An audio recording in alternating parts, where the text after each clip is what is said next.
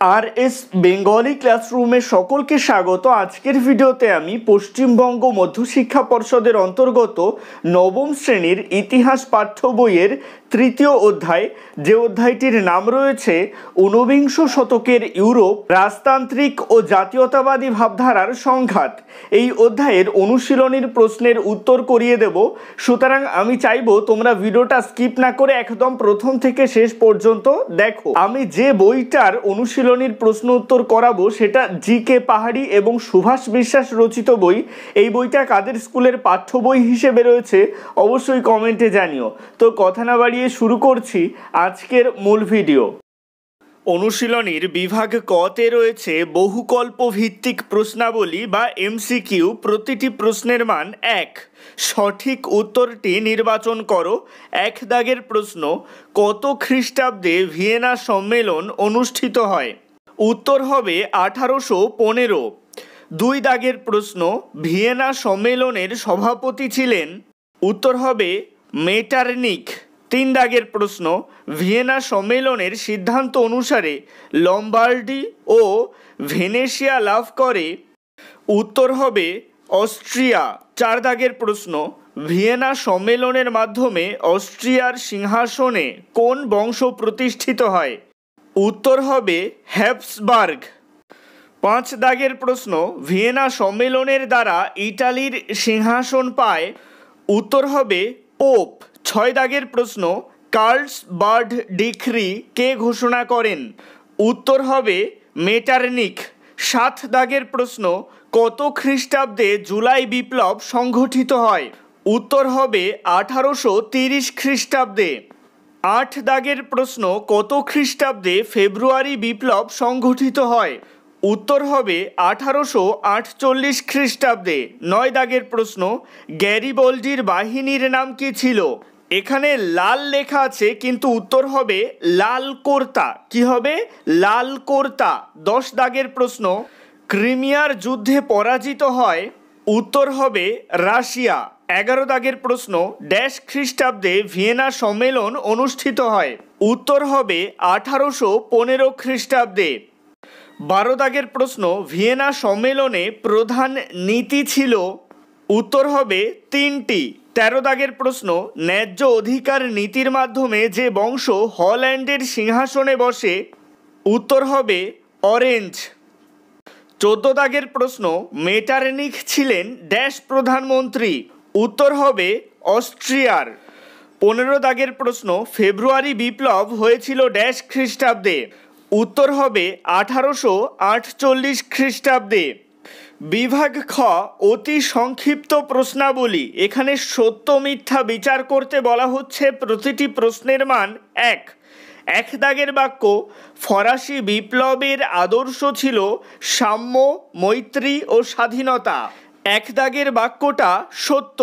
2 দাগের বাক্য, লুই ফিলিপের আমলে ফরাসি বিপ্লব ঘটে। এই বাক্যটা মিথ্যা, কারণ ষোড়শ লুই এর আমলে ফরাসি বিপ্লব ঘটে। 3 দাগের প্রশ্ন, ম্যাথিনি ছিলেন ইয়ং ইটালি দলের প্রতিষ্ঠাতা। 3 দাগের বাক্যটাও সত্য। 4 দাগের বাক্য, ক্যাভুর ছিলেন ফ্রান্সের একজন বিপ্লবী। 4 দাগের বাক্যটা ভুল। ক্যাভুর ফ্রান্সের বিপ্লবী নন। ক্যাভুর ছিলেন ইটালির পিডমন্ট সার্ডিনিয়া রাজ্যের প্রধানমন্ত্রী। 5 দাগের বাক্য, গ্যারিবল্ডি জার্মানির ঐক্য প্রতিষ্ঠায় গুরুত্বপূর্ণ ভূমিকা নেন। এই বাক্যটাও ভুল। গ্যারিবল্ডি জার্মানির ঐক্য প্রতিষ্ঠায় গুরুত্বপূর্ণ ভূমিকা নেননি। তিনি ইটালির ঐক্য প্রতিষ্ঠায় গুরুত্বপূর্ণ ভূমিকা নিয়েছিলেন। 6 দাগের বাক্য, জোলভেরাইন প্রতিষ্ঠিত হয়েছিল জার্মানিতে। 6 দাগের বাক্যটা ঠিক। এবারে চলে আসছি নিচের অংশে। নিচের অংশে দেখো, বাঁ দিকের সঙ্গে ডান দিকের স্তম্ভ মেলাতে হবে। প্রথম স্তম্ভে বিসমার্ক মিলবে প্রাশিয়ার সাথে, ইনি ছিলেন প্রাশিয়ার প্রধানমন্ত্রী। গ্যারিবল্ডি মিলবে ইটালির সাথে, ইনি ছিলেন ইটালির ঐক্য আন্দোলনের অন্যতম নেতা। লুই নেপোলিয়ন মিলবে ফ্রান্স এর সাথে। মেটারনিখ মিলবে অস্ট্রিয়া এর সাথে। নিচের স্তম্ভে চলে আসছি। 1815 খ্রিস্টাব্দ মিলবে ভিয়েনা সম্মেলন এর সাথে। 1824 খ্রিস্টাব্দ মিলবে দশম চার্লসের সিংহাসন লাভ এর সাথে। 1830 খ্রিস্টাব্দ মিলবে জুলাই বিপ্লব এর সাথে। 1848 খ্রিস্টাব্দ মিলবে ফেব্রুয়ারি বিপ্লব এর সাথে। এবারে চলে আসছি সি দাগে। এখানে বলা হচ্ছে বিবৃতিগুলির সঙ্গে সঠিক ব্যাখ্যাটি নির্বাচন করো। 1 বিবৃতি, নেপোলিয়নের মাধ্যমে ফ্রান্সের বাইরে বিপ্লব প্রসূত ভাবধারা ছড়িয়ে পড়ে। এর সঠিক ব্যাখ্যা হবে নেপোলিয়ন বিভিন্ন দেশের ভূখণ্ড দখল করেন। 2 দাগে চলে আসছি। এখানে বলা হচ্ছে ফ্রান্সের চারপাশে একটি শক্তিশালী রাষ্ট্রবেষ্টনী গঠিত হয়। এর সঠিক ব্যাখ্যা হবে ফ্রান্স যাতে পুনরায় শক্তিশালী হতে না পারে সেদিকে রাষ্ট্রনায়ক দৃষ্টি রেখেছিলেন। 3 দাগ, প্রজাতান্ত্রিকরা জুলাই রাজতন্ত্রের প্রতি ক্ষুব্ধ ছিল। এর সঠিক ব্যাখ্যা জুলাই রাজতন্ত্র ভোটাধিকার সংকুচিত করেছিল।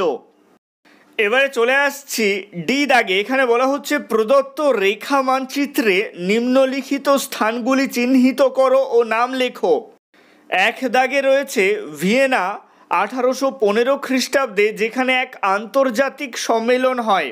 52 নং পৃষ্ঠায় একটা মানচিত্র আছে, সেই মানচিত্রে তোমরা ভিয়েনা পেয়ে যাবে। মানচিত্রে এই জায়গাটাকে চিহ্নিত করবে। 2 দাগে বলা হচ্ছে বলকান রাজ্য বসনিয়া ও হার্জেগোভিনা। 65 নং পৃষ্ঠায় যে মানচিত্র রয়েছে সেখানে দেখো আমি বসনিয়া ও হার্জেগোভিনা মার্ক করে দিয়েছি। এখান থেকে তোমরা ম্যাপ পয়েন্টিং ঠিক করে নেবে।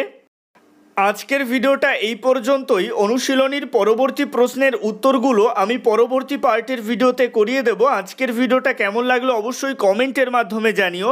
ভালো লাগলে লাইক করো এবং একই ক্লাসের বন্ধুদের সাথে ভিডিওটাকে শেয়ার করতে ভুলো না। ভালো থেকো, সুস্থ থেকো সকলে, আর অবশ্যই RS বেঙ্গলি ক্লাসরুমের সাথে থেকো।